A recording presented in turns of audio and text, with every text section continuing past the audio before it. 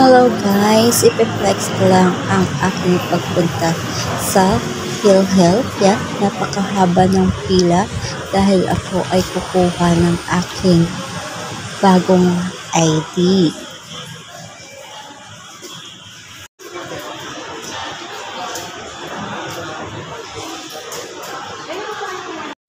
Bago ka pala pumila, pumunta ka muna sa guard, humingi ka ng form at magpa-xerox ka ng isang valid ID mo.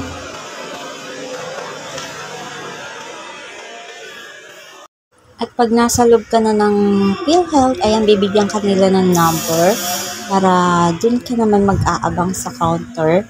Malalaman mo kung ikaw na yung next at kung anong counter ka.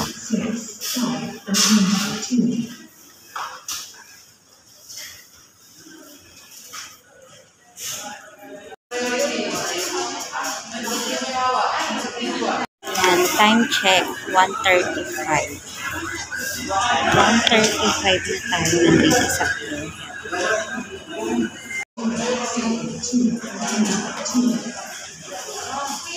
Guys, makakauwi na kami.